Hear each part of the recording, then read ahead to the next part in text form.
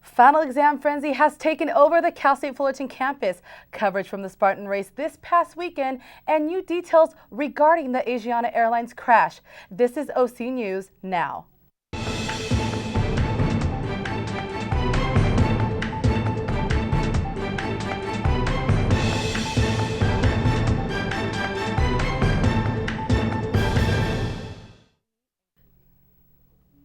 Hello and welcome to OC News. I'm Ray Reese. And I'm Dee Clark. OC News is brought to you by the broadcast journalism students at Cal State Fullerton. It's that time of year again. No, not Christmas, but finals. While some of us know it as Geek Week, students are turning off the party mode and are turning on their thinking caps, hoping to get that A they have been working towards all semester, or for some of us who just hope we at least pass, right?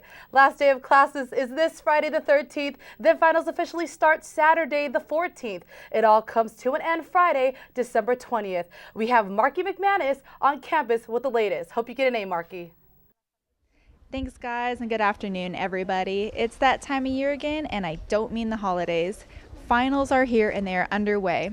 I'm here today at Cal State Fullerton's Titan Student Union, where, as you can see, study sessions have already begun. The TSU will be open for 24 hours from now until December 18th. And luckily for those students, ASI will be providing snacks, basic study essentials, and even free massages. So if you have a chance, come on down to the TSU and get a little bit of scholastic therapeutic relief. And as they always said, you can't always get what you want, but if you prepare, you sometimes get what you need. Good luck on finals, everybody. This is Marky McManus. Back to you. Authorities are searching for a suspect who committed an armed robbery at a Santa Ana jewelry store on Tuesday, December 3rd. The suspect, who is described as a Hispanic male in his early 20s, entered Don Roberto Jewelers on the 1600 block of West 17th Street at about 1:20 p.m. Police are worried that the suspect is capable of committing a similar crime if not caught. Anyone with information is urged to contact Orange County Crime Stoppers at 855-TIP-OCCS. But in happier news, over the weekend, the Spartan Sprint Race returned to Malibu. Our very own Angie Garagosian was there to catch all the intense action. The 3-mile, 15-obstacle Spartan Sprint Race took place this past Saturday and Sunday. The Spartan Race is a series of obstacle races of varying distance and difficulty, ranging from 1 mile to marathon distances. In 2012, they were voted Outside Magazine's best obstacle race. They are held in North America, Canada, Europe, South Korea, and Australia. ESPN describes the Spartan Race as a true test of will. Man, just going that finish line and getting that medal, that was it. That was the biggest accomplishment of this whole race. The challenging obstacles are unpredictable. Participants must complete the obstacles or perform burpee penalty exercises before moving on to the next challenge. Unlike other companies, the Spartan Race does not provide a course map or list of obstacles to their participants until race day. Some of the obstacles include a fire jump, a spear throw, a rope climb where a rope is hung over a body of watery mud with a bell installed at the very top. Participants must ring the bell before climbing down, and a slippery wall that is covered in soap or grease. Runners may try to sprint up the wall or use a rope for assistance. The track was different. I came in a little bit earlier than before, but it was all better. It was all worth it. What was the best part? The best part? Getting in the cold water. The Spartan Race mission is to get you active, healthy, excited about change, and return to our ancient roots where running through woods, getting dirty, and facing adversity was part of everyday life. Their events are all about challenging today's perception of normal. You can choose to race by yourself or go as a team to help each other get through the race. Behind me is where it really ends. They have the showers, they have the heated changing rooms. The Spartans are officially done with our obstacles. It's been a cold and muddy day. From Malibu, I'm Angina Garagosian. The missing Nevada family that was lost in the snow for days has been finally rescued. Here is Lacey Kroom to tell us how a community pulled together to save this stranded family. At a conference on Monday, it was a parents Christmas explained miracle how they will as the remember missing their Nevada loved family ones. has been found. On In the Sunday, midst of our Jake grief, Hamilton and we have Christina come Lincoln to took realize children that we want our home loved ones to be remembered for the snowy terrain to have a fun day playing in the snow. Unfortunately, on the drive home, the Jeep hit a divot and overturned, landing on the roof of the vehicle. Helpless, the family stayed near the Jeep, waiting for help to arrive. Although the family was stranded for 2 days in freezing temperatures, they all seemed to be in good health and spirits despite mild exposure. Very, very concerned and was worried that the outcome would not be this good. I mean, this is better than I could have even imagined it would be. Search groups took to the air and ground, and dozens of volunteers searched through the snow for the lost family. It wasn't until one volunteer spotted the overturned vehicle through binoculars that the family could be taken to safety. Relief. I was expecting the worst, and when I came around the corner and I counted all 6 of them standing there nice and warm. This community came together and helped us come to a successful conclusion. We are all so glad and relieved that this story had a happy ending, but it's getting colder out there and more dangerous to drive, so make sure you all are extra careful on the roads. Reporting for Cal State Fullerton, I'm Lacey Kroom. When we come back, Mark Trumbull is leaving the Anaheim Angels, and Disney has a new movie for us this Christmas. Stay tuned for more OC News.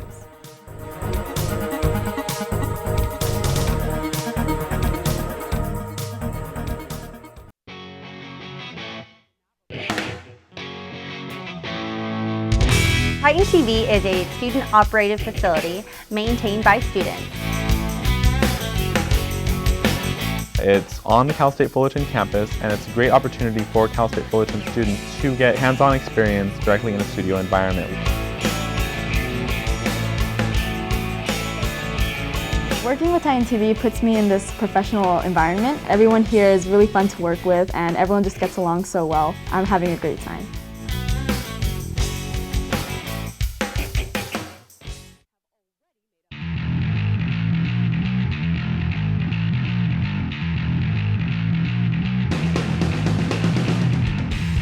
Titan Radio is Cal State Fullerton's own radio station located in the basement of Pollock Library. Students can stop by and pick up an application during operating hours. Anyone who has a computer and internet can listen to us www.titanradio.org. A lot of people who want to pursue TV and film usually start out in radio, so it's always a great opportunity.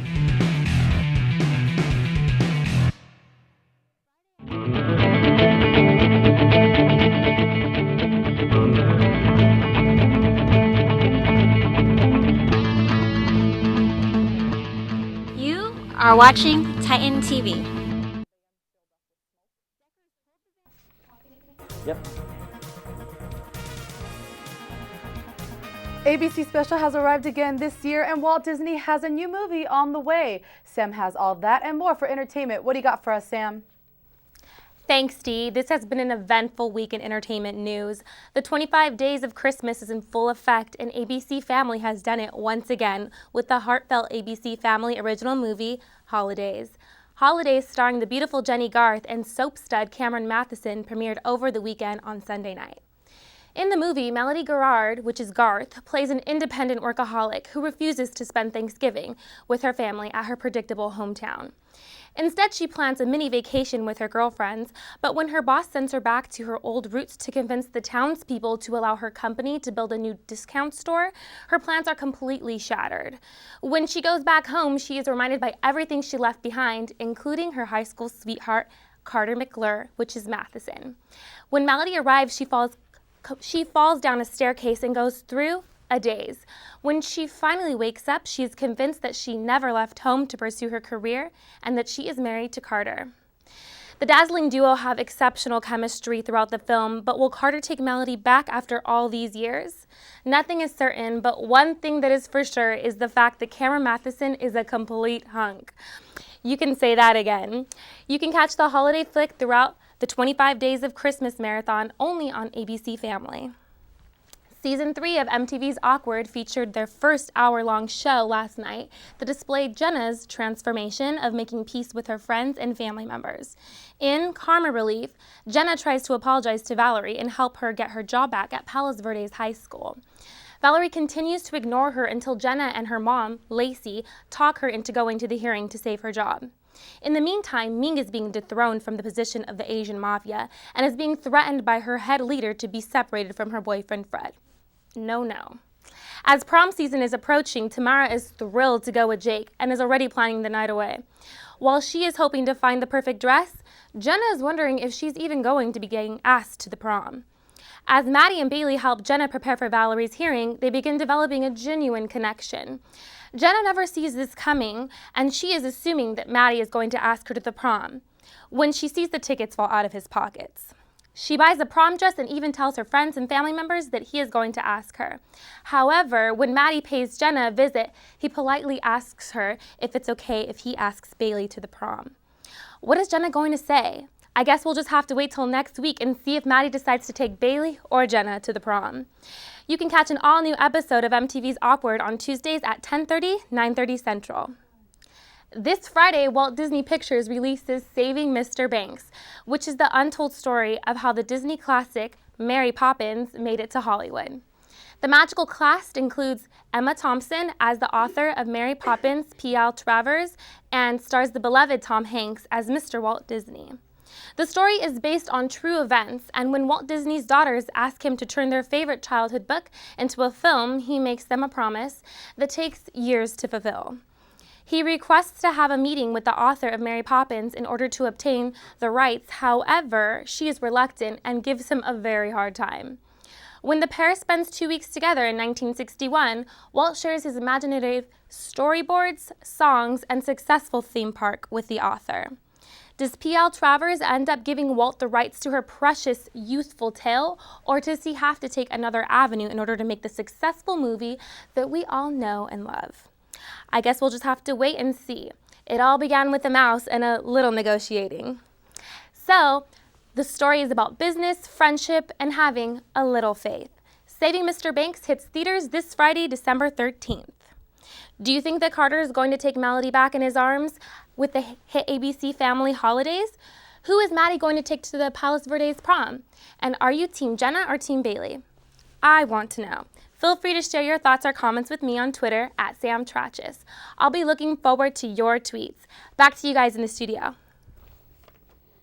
An angel turns in his halo. We set the record straight about Matt Kemp's stay in LA as well. We'll take a look at all the sports for this coming spring. Here's Dee Clark with sports. Thanks, Ray. And you heard true. Mark Trumbo, the monster at-bat, is leaving the Anaheim Angels in a 3-team deal. While Trumbo heads to Arizona, the White Sox acquire high-energy Adam Eaton. And Anaheim celebrates Christmas early by getting Tyler Skaggs and Hector Santiago. The Angels' 3-team trade was much needed since their pitching lineup has failed to deliver. Mark Trumbo has had a good run with the Anaheim, hitting 29 home runs in each of the past 3 seasons. Speaking of trades, however, Dodger Matt Kemp's agent says no, he is not leaving LA. The 2-time All-Star has been out this winter recovering from injuries he sustained to his shoulder and ankle. The Dodgers say they have no plans on trading the talented outfielder, but have talked to several teams about Kemp this winter, which include the Mariners and Red Sox. In a poll still going with ESPN whether the Dodgers should keep or trade Matt Kemp, many are saying get rid of him.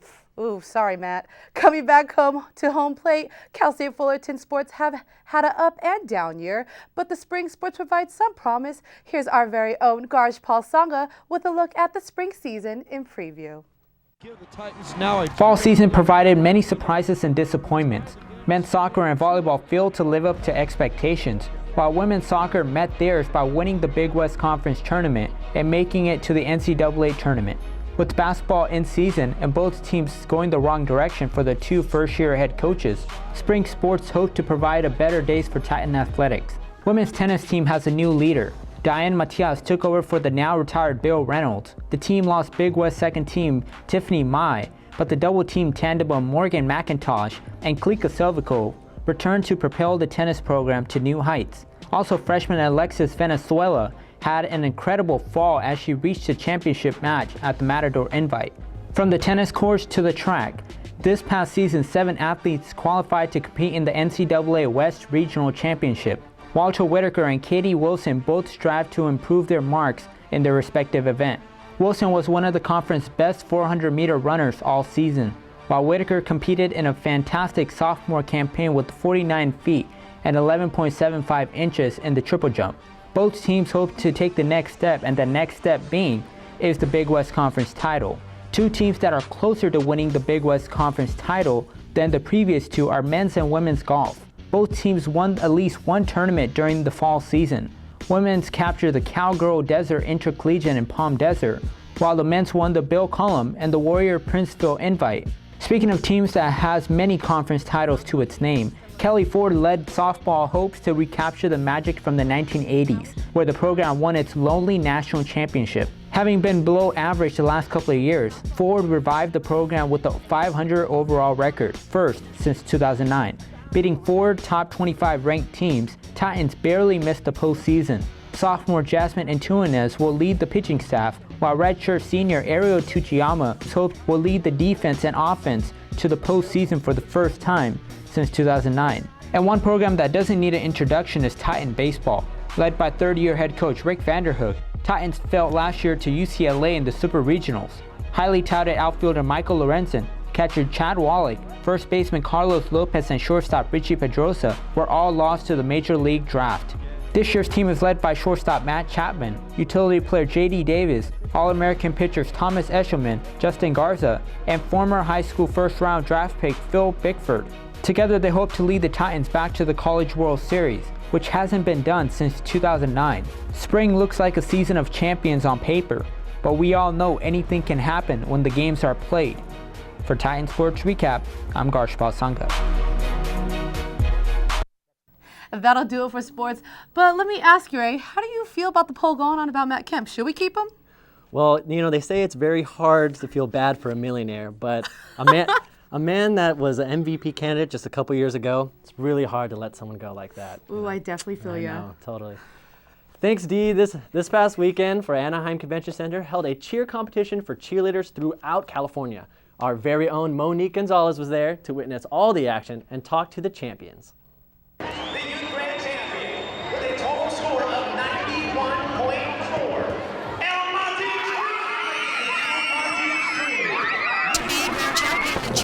Armani Extreme practice 3 to 4 days a week, perfecting every skill in their routine. It's competition season and the nerves are beginning to set in. I think that's all part of it. It's part of the rush.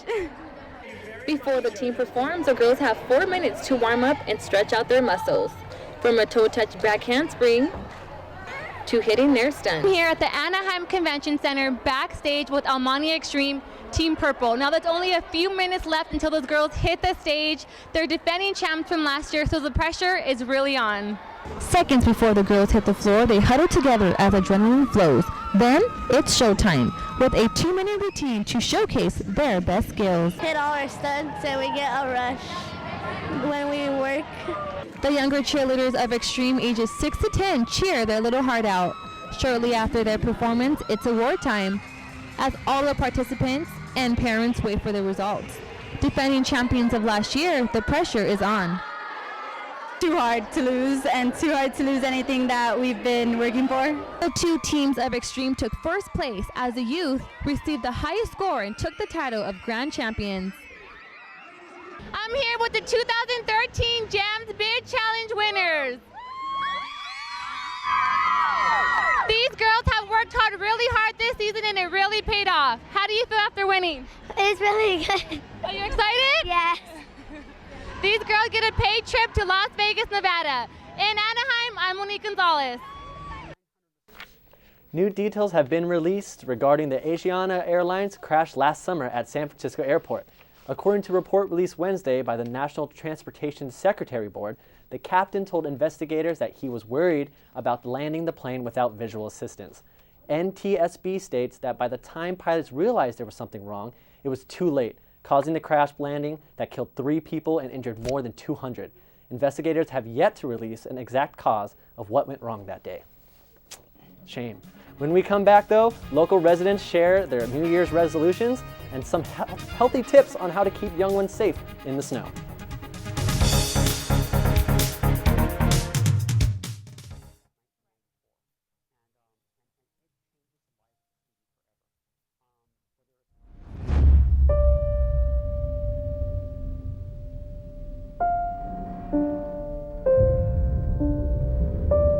if a disaster strikes without warning?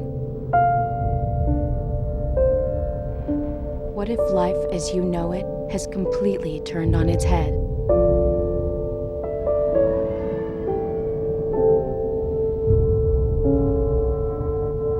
What if everything familiar becomes anything but?